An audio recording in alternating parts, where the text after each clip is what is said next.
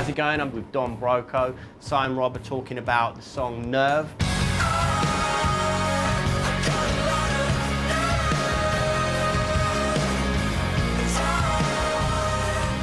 This song was one of those ones for us that went through about 4 or 5 different incarnations before we got it to the place where it ended up on the record. Come the end of the album, it was probably the song that we all got the biggest buzz of fulfillment from. Yeah. Because it finally felt like it clicked into that place that everyone had envisioned it should be.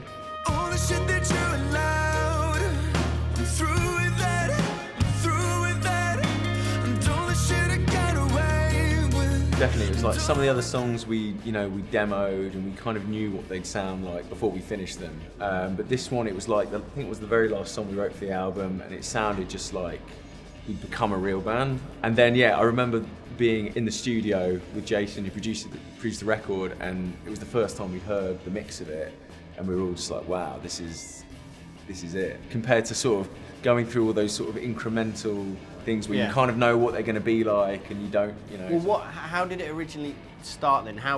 You said it changed like quite a few times before you settled on the final version of it. Like what?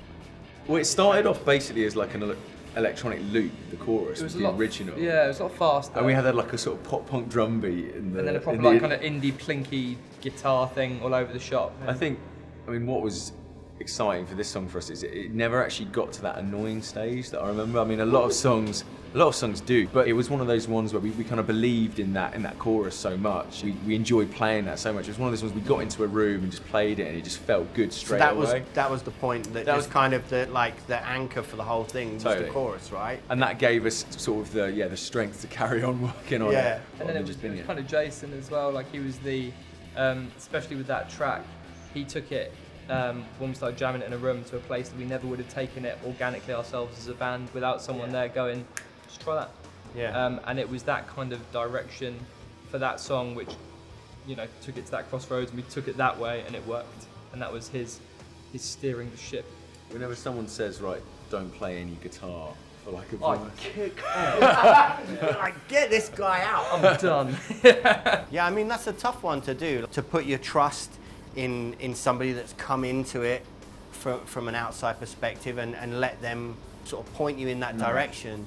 Good things come from that a lot of the time. 100%.